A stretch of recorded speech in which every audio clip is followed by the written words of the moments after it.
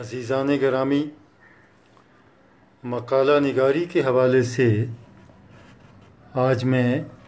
کچھ مزید گفتگو آپ سے کرنا چاہتا ہوں۔ گزشتہ لیکچر میں نے آپ کو مواد کی جمع آوری کے حوالے سے کچھ باتیں بتائی تھیں اور یہ عرض کیا تھا کہ آپ کو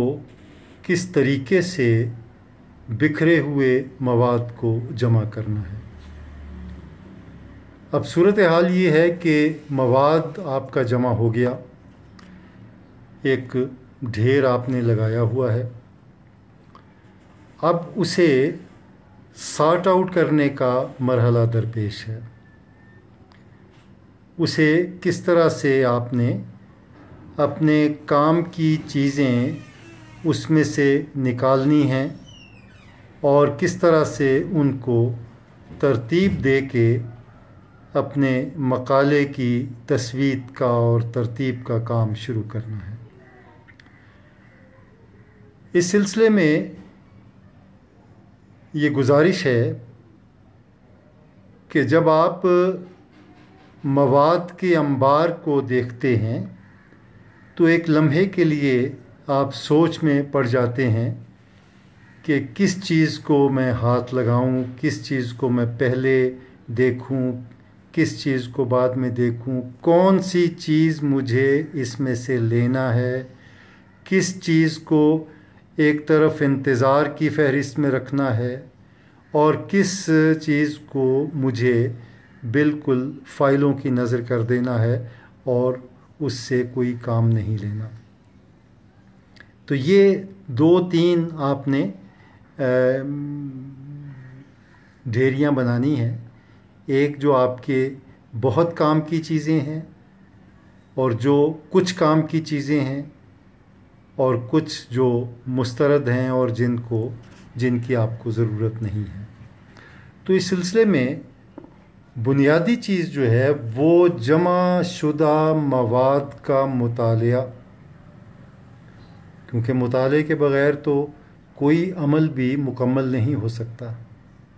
اور مطالعہ جو ہے جمع آور مواد کا مطالعہ بے حد ضروری ہے، کیونکہ یہیں سے آپ کے راستے کے مستقیم ہونے کا اندازہ ہوگا آپ کو کہ آپ واقعی صحیح راستے پہ چل رہے ہیں کہ نہیں، یا آپ اس راستے پہ چل رہے ہیں جو آپ کی منزل پہ پہنچتا ہی نہیں بلکہ کہیں اور جا رہا ہے۔ تو اس کو بڑی دانش مندی سے آپ نے یہ چیزیں طے کرنا ہے۔ تو وہ کتابیں جو آپ کے موضوع سے متعلق مواد کی حامل ہیں، ان کتابوں کو آپ نے ایک طرف کر دینا ہے۔ مثال کے طور پہ آپ ناول پہ کام کر رہے ہیں اور عمومی آپ کا موضوع ہے، ناول کی کسی جہت پہ کام کر رہے ہیں یا کسی اور صنف کے حوالے سے آپ کام کر رہے ہیں، تو ناول پہ لکھی گئی کتابیں جو ہیں وہ آپ نے ایک طرف کر لیں۔ باقی کتابیں جو ہیں جو نفسیات سے متعلق ہیں یا تاریخ سے متعلق ہیں یا سماجیات یا عمرانیات سے متعلق ہیں یا تنقید سے متعلق ہیں یا تحقیق سے متعلق ہیں، ان کو آپ نے ایک طرف کرنا ہے۔ وہ کتابیں جو براہ راست آپ کے موضوع سے تعلق رکھتی ہیں، ناول سے، اردو ناول کی تاریخ، اردو ناول کی تہذیبی تاریخ، اردو ناول کا ارتقاء، اردو ناول قیام پاکستان کے بعد، اردو ناول کی مختلف جہتیں، اردو ناول ماضی اور مستقبل، اردو ناول 19ویں صدی میں، اردو ناول 20ویں صدی میں، اردو ناول 21ویں صدی میں۔ تو گویا اردو ناول کی تحقیق و تنقید سے متعلق کتابیں جو ہیں وہ آپ نے الگ کر لی۔ اب فرض کیا کہ آپ کا موضوع ہے کہ اردو ناول میں نسائیت یا اردو ناول کے نسائی کردار، تو بنیادی طور پہ آپ کا یہ موضوع تانیثیت سے متعلق ہو گیا۔ تو اس میں تانیسیت کے حوالے سے جو مواد آپ کو دستیاب ہے اس کو ایک طرف رکھ لیں، اس کو ایک کیٹیگری میں آپ رکھ لیں۔ تانیسیت، اس میں عورتوں کے کرداروں سے متعلق، عورتوں کے موضوعات سے متعلق، عورتوں کی شاعری سے متعلق، عورتوں کی جو تہذیبی تاریخ ہے اس سے متعلق، عورتوں کی ثقافت، گویا جتنا بھی مواد نسائی حوالے سے موجود ہے اس کو آپ نے ایک طرف رکھ لینا، کیونکہ یہ آپ کے لیے اس خام مواد کی حیثیت رکھتا ہے جس پہ آپ نے اپنے موضوع کی تعمیر کرنی ہے۔ گویا یہ بنیادوں میں رکھی جانے والی چیزیں ہیں جو تانیسیت سے متعلق ہیں۔ اس کے بعد آپ نے اردو ناول کی جو تاریخ ہے اس کو پکڑنا ہے اور اس میں ایسے ناولوں کا انتخاب کرنا ہے جو آپ کے نسائی جو سلسلہ ہے اس سے متعلق ہیں، جس میں عورتوں کی نفسیات ہمارے سامنے آتی ہے، یا عورتوں کے مزاج کے حوالے سے، یا عورتوں کی کہانیاں ہیں اس میں، یا عورتوں کی تہذیب ہے، یا عورتوں کی ثقافت ہے، یا عورتوں کی گھریلو جو جہت ہے اس کو نمایاں کر رہی ہیں، اور اس کو الگ کر کے جو براہ راست آپ کا موضوع ہے اس پہ آنا ہے کہ کون سے ایسے ناول ہیں جن میں عورتوں کے کردار جو ہیں وہ بڑے مستحکم اور مضبوط انداز میں ہمارے سامنے آتے ہیں۔ تو اردو ناول کے آغاز سے آپ مولوی نذیر احمد کو اٹھا لیں۔ مولوی نذیر احمد وہ ناول نگار ہیں جن کے ہاں بڑے نپے تلے انداز میں اور بڑے ایک صحیح فارم میں کردار جو ہیں وہ اسٹیبلش ہوتے ہیں۔ خاص طور پہ عورتوں کے کرداروں کے حوالے سے انہیں خاصا تجربہ ہے، کیونکہ انہوں نے ناول جو ہیں اپنی بچیوں کی تعلیم کے لیے لکھے تھے، اور ظاہر ہے کہ اس میں ان کو ضرورت تھی ایسے کرداروں کی جو عورتوں کی تربیت کے سلسلے میں کارآمد ہوں۔ چنانچہ ان کے وہ تمام ناول اس میں آ جائیں گے جس میں عورتوں کے مین کردار جو ہیں وہ آتے ہیں۔ اس میں اصغری کا کردار، اکبری کا کردار، ماما عظمت، یہ سارے کردار جو ہیں یہ مل جل کے آپ کو ایک سرا جو ہے آپ کے ہاتھ میں آ گیا۔ اس کے بعد آپ ان ناولوں کو الگ کر لیں گے اور اس کے بعد ان کرداروں کے نوٹس لینے شروع کر دیں گے۔ اب یہ نوٹ لینے کا مرحلہ ہے۔ ایک بہت اچھی سی آپ نوٹ بک جو ہے وہ اپنے پاس رکھیے، اور اگر 2-3 پینسلیں جو سکے کی پینسلیں ہوتی ہیں، کچی پینسلیں، اور ایک شارپنر اور ربر آپ اپنے پاس رکھ لیں، کیونکہ ابھی یہ کام جو ہے وہ کچا کام آپ کر رہے ہیں، ابتدائی کام ہے جسے کچی پینسل سے آپ کریں تو زیادہ مناسب ہے۔ اسے آپ رب بھی کر سکتے ہیں، پھر نئے سرے سے لکھ بھی سکتے ہیں۔ اب وہ کردار جو ہیں وہ آپ نوٹ کرنے شروع کر دیں۔ اوپر لکھیں کونے پہ مولوی نذیر احمد، ان کے جو ناول ہیں ان کی ایک پوری فہرست، کیونکہ جب آپ نے ان کے کرداروں کا ذکر کرنا ہے تو مولوی نذیر احمد کا تعارف بھی کرانا ہے کہ وہ ایسے ناول نگار ہیں جنہیں عورتوں کے کرداروں پر مکمل دسترس حاصل ہے، وہ عورتوں کے مزاج سے، ان کی طبیعت سے، ان کی نفسیات سے پوری واقفیت رکھتے ہیں۔ یہ آپ نے جملے اس میں ان کے تعارف میں لکھنے ہیں،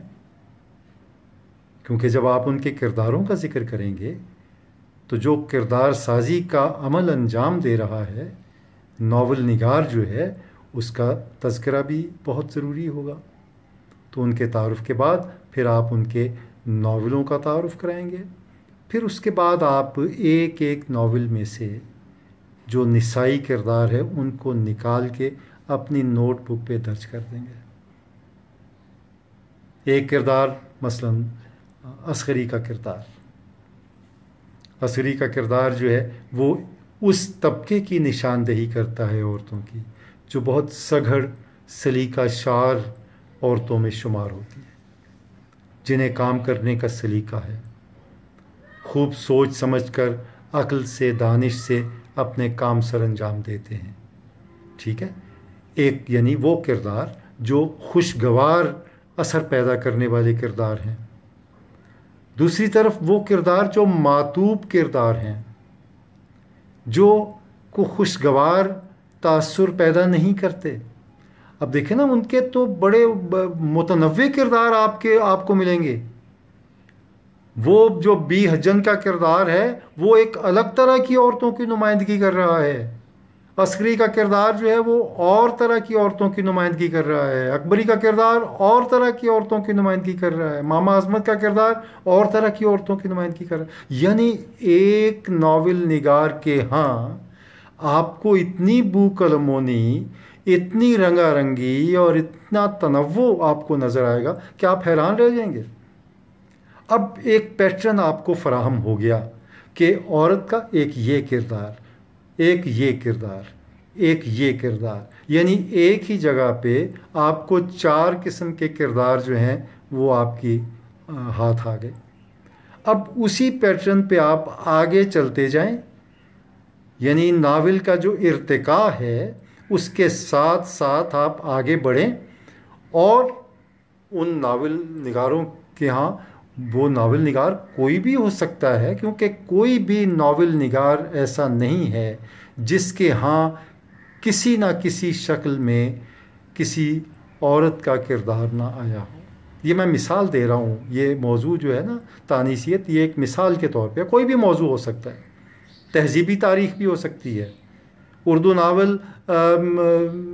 اس میں ما بعد جدیدیت کے حوالے سے نو آبادیاتی سطح پہ اردو ناول کا مطالعہ ہو سکتا ہے۔ اردو ناول کی سماجی تاریخ جو ہے وہ مرتب ہو سکتی ہے، عمرانی تاریخ مرتب ہو سکتی ہے، اردو کے نفسیاتی ناول کون کون سے ہیں یہ تاریخ مرتب ہو سکتی ہے۔ یعنی مختلف جہتیں ہیں۔ میں مثال ایک دے رہا ہوں کہ اگر تانیثیت ہے تو اس میں سے آپ نے مواد کو چھانٹنا کیسے ہے۔ ایک بات دھیان میں رکھیں کہ آپ کے پاس جو جمع شدہ مواد ہے نا، وہ ریت کا ایک ڈھیر ہے۔ آپ نے ایک نیاریے کی طرح اس ریت کو کسی تانبیے میں ڈال کے تو پانی کے کسی دھارے پہ بیٹھ جانا ہے اور اس کو چھانتے جانا ہے اور اس میں سے سونا نکالنا ہے۔ یہ وہ سونا جو ہے وہ آپ کا مطلوبہ مواد ہے جسے آپ نے اپنے مقالے کے ماتھے پہ سجانا ہے، چاہے اسے بندیا بنا کے سجا دیں، چاہے جھومر بنا لیں اپنے ماتھے کا۔ اس طرح سے مواد نکالیں گے تو کوئی غیر ضروری شے آپ کے جو حاصل شدہ مواد یا منتخب شدہ مواد ہے اس میں نہیں آ سکے گی۔ بہت نپے تلے انداز میں پورے نک سک سے درست ہر طرح کا ایسا مواد جو چاروں کھونٹ کسا ہوا، کوئی آپ کو دقت ہی نہیں ہے۔ اور اس میں پھر ساتھ ساتھ آپ نے اگر تنقیدی کوئی کتاب آپ کے سامنے ہے جس میں اس مولوی نذیر احمد کے ناولوں پہ جو تنقید ہے وہ بھی اس کا مطالعہ آپ کے لیے ضروری ہوگا، کیونکہ اس میں ان کرداروں کی نہ صرف یہ کہ نشاندہی کی گئی ہوگی بلکہ ان کرداروں کی خصوصیات گنوائی گئی ہوں گی، اور یہ بتایا گیا ہوگا کہ مولانا نذیر احمد کا اسلوب جو ہے وہ کیسے تبدیل ہوتا ہے نسائی کرداروں کو بیان کرتے ہوئے یا نسائی کرداروں کے منہ سے مکالمے نکالتے ہوئے، اور جو مرد کردار ہیں ان کو ادا کرتے ہوئے کس طرح اسلوب کا فرق پیدا ہو جاتا ہے، اور کس طرح سے جو دلی کی بیگماتی زبان ہے وہ ان نسائی کرداروں کے منہ میں وہ ڈالتے ہیں۔ پورے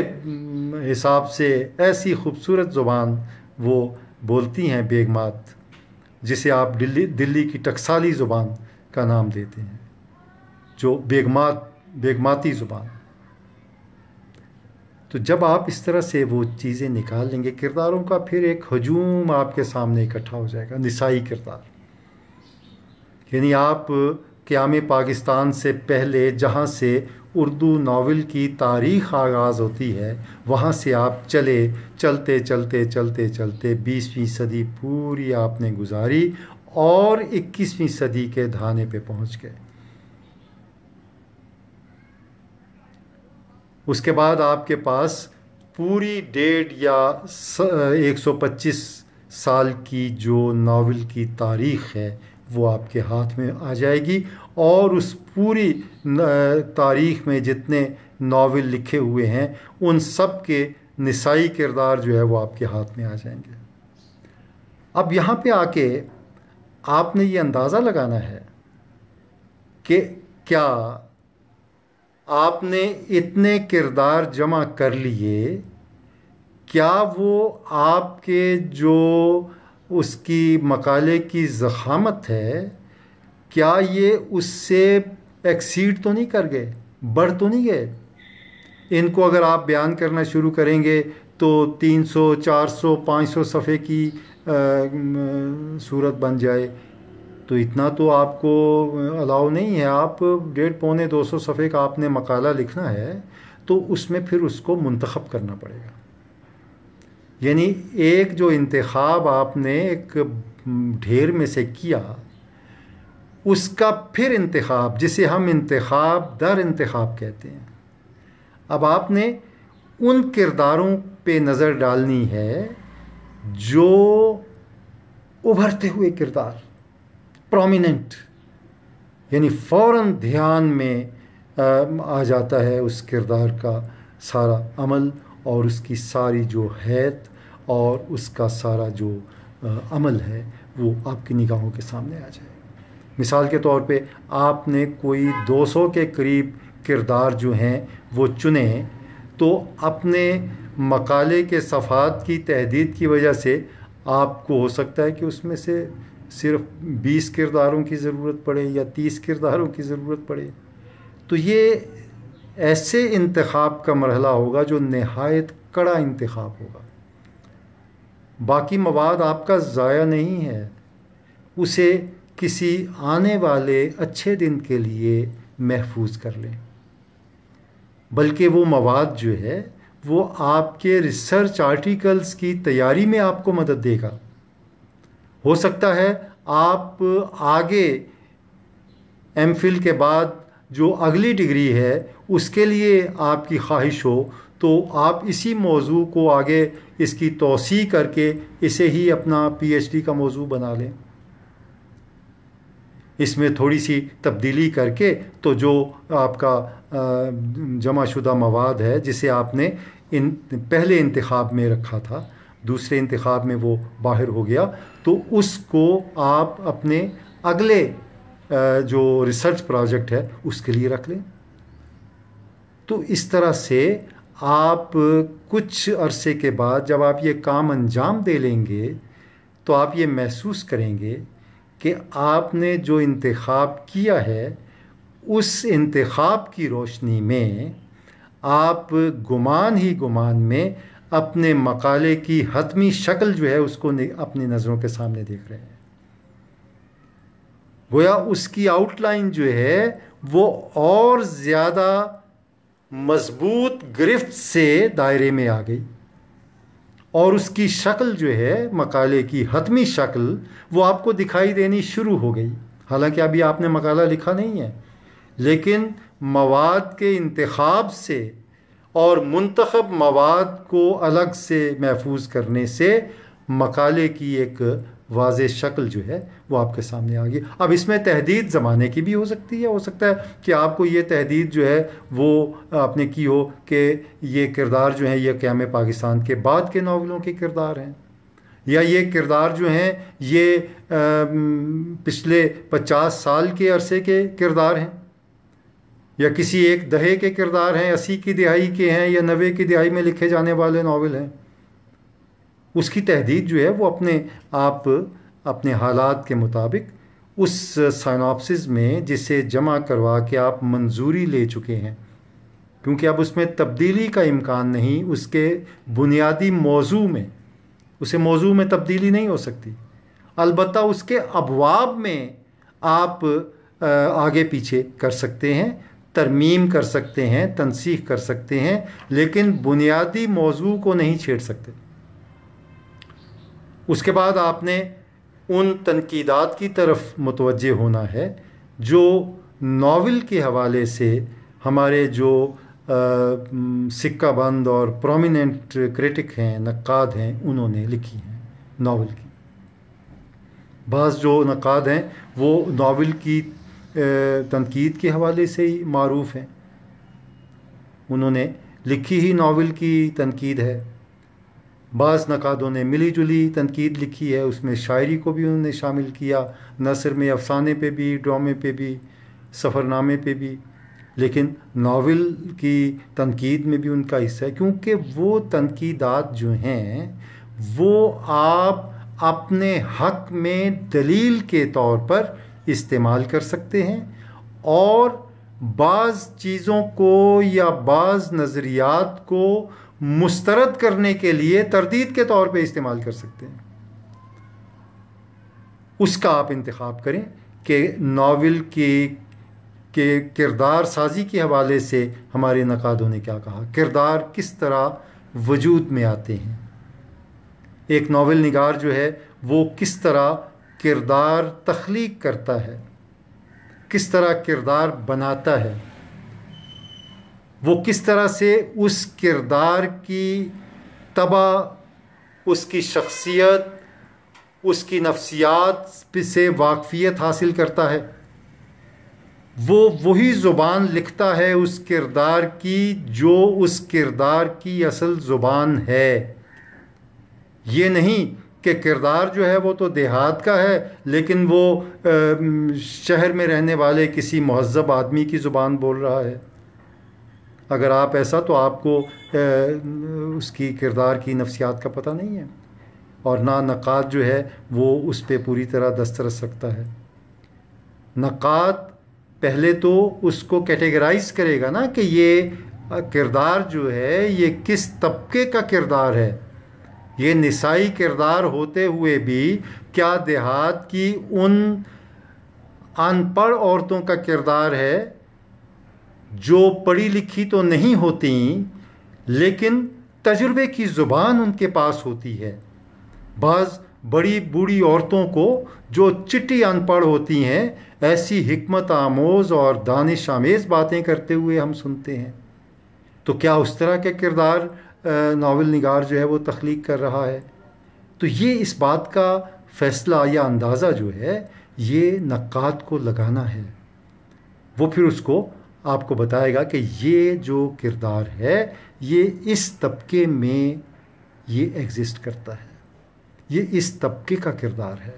یہ اس طبقے کی زبان بولتا ہے۔ پھر وہ کس علاقے کا کردار ہے؟ اگر وہ جھنگ کا کردار ہے تو کیا وہ صاف اور شستہ اہل زبان والی اردو تو نہیں بولے گا؟ وہ اگر مہذب کسی شہر کا کردار ہے، مثلا لاہور کا کردار ہے، تو وہ لاہور کا کردار ہوتے ہوئے بھی وہ دلی والوں کی زبان نہیں بولے گا، دلی والوں کی زبان تو دلی کا کردار ہی بولے گا نا۔ تو لاہور میں کچھ ایسی گفتگو یا ایسی زبان جس میں جو ڈومینیٹ کر رہی ہے زبان یہاں پہ پنجابی، اس کی ہلکی سی آمیزش، یہاں بھی بڑے بڑے مہذب زبان بولنے والے اہل زبان سے بڑھ کے زبان کا لحاظ رکھنے والے لوگ موجود ہیں، ان کی الگ بات ہے۔ تو یہ فیصلہ آپ کو کرنا ہے کہ وہ کس طبقے کا کردار ہے، کہاں ایگزسٹ کرتا ہے، کس طرح کی زبان بولتا ہے۔ پھر آپ نے اس اسلوب کو دیکھنا ہے کہ اس اسلوب کو کس طرح سے برتا ہے نقاد نے، کہ جس اسلوب میں اس کردار کو ناول نگار نے بیان کیا ہے۔ اب یہ چیزیں آپ کو جستہ جستہ کہیں 2 سطروں میں ملیں گی، کہیں 4 سطروں میں ملیں گی، کہیں پورا اقتباس جو ہے وہ آپ کو نوٹ کرنا پڑے گا۔ پوری کتاب کی ضرورت نہیں ہے آپ کو قطعی طور پہ، نہ ہی آپ نے کتاب نقل کرنی ہے، اور نہ آپ نے اس راستے پہ چلنا ہے جس راستے پہ نقاد چلا ہے۔ آپ کا اپنا راستہ ہے، آپ نے اپنی جہت کا تعین کرنا ہے، آپ نے اپنے نتائج نکالنے ہیں، لیکن اس کو خام مواد کے طور پہ استعمال کرنا ہے، اپنی بات کی تائید میں یا دوسرے کی بات کی تردید میں اس مواد کو جو نقادوں نے لکھا اس کو استعمال کرنا ہے. اس میں خوبصورت انداز میں 3-3 4-4 سطریں 5-5 سطریں. اقتباس لمبا نہیں ہونا چاہیے. اگر آپ نے کوٹ کرنا ہے نا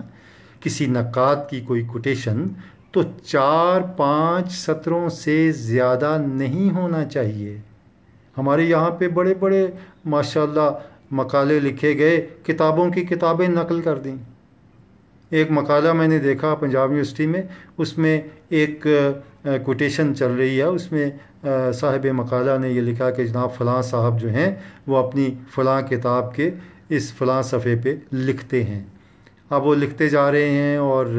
مقالہ نگار جو ہیں وہ نقل کرتے جا رہے ہیں، 1 صفحہ 2 صفحہ 3 صفحہ، تیسرے صفحے پہ جا کے اقتباس کلوز ہوا. انہوں نے جو اس کا حوالہ دینا تھا وہ دیا، پاور کی حاشیہ دیا یا اس باب کے آخر میں دیا، یا جو ہمارا طریقہ ہے کہ ساتھ ہی بریکٹ میں 3 نکاتی جو حوالہ ہے وہ دے دیا. اس کے بعد اگلا جملہ آپ سنیے، وہ کہتے ہیں کہ یہ بات انہوں نے کہی، اس سلسلے میں وہ مزید لکھتے ہیں. پھر اقتباس شروع ہو گیا. ہے نا مذاق کی بات. اور پھر 1 یا 2 سطروں کا نہیں، چلتا چلا جا رہا ہے 1-2 صفوں کا. اور وہاں پہ وہ انہوں نے کلوز کیا اور اس کے بعد انہوں نے بات ہی کوئی دوسری شروع کر دی. اس کو انہوں نے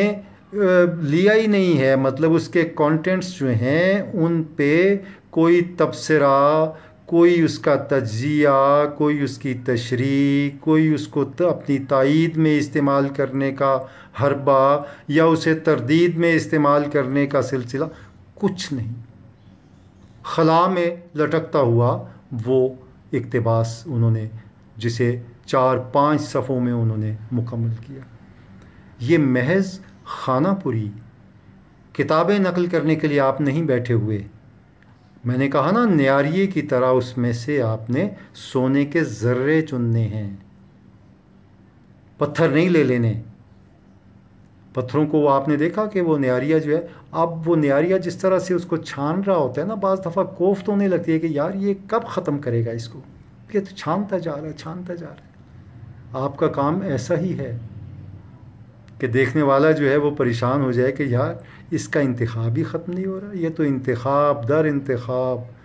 یہ زندگی ہے دائرہ در دائرہ در دائرہ،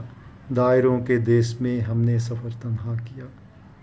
تو دائرہ در دائرہ، اس میں سے ایک دائرے میں سے بلکہ اس کی مثال یوں لیں، ایک بڑا ڈبہ ہے اس میں سے ایک چھوٹا ڈبہ نکال رہے ہیں، چھوٹے ڈبے میں سے ایک اور ڈبہ نکال رہے ہیں، اس میں سے ایک اور ڈبہ نکال رہے ہیں، اس میں سے ایک ڈبہ.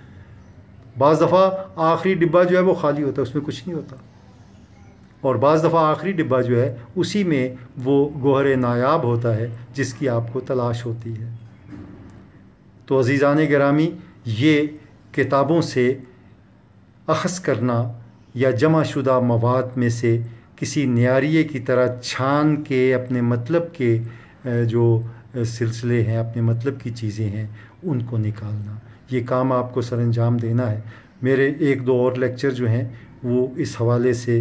ہوں گے، انہیں براہ کرم غور سے سنیے. اور یہ اب یکے بعد دیگرے، کیونکہ وقت بہت کم ہے ہمارے پاس، تو اسے ہم اب شتابی سے اس کو ہم ختم کریں گے. جولائی کے اسی مہینے میں میرا خیال ہے کہ 18 جولائی کو یا 17 جولائی کو آپ کے جو فائنل ایگزام ہیں وہ بھی ہونے والے ہیں. اس کی تیاری بھی کیجئے. کوشش کریں گے کہ آپ کو ہم مزید گائیڈ کر سکیں. اپنا خیال رکھیے گا، خاص طور پہ ان حالات میں جب کہ بہت نازک حالات ہیں اور احتیاط کی بہت ضرورت ہے. اپنے اور اپنے اہل خانہ کا خیال رکھیے اور کوشش کیجئے کہ اپنے آپ کو اس طرح کے حالات سے محفوظ و مامون رکھ سکیں. اللہ حافظ.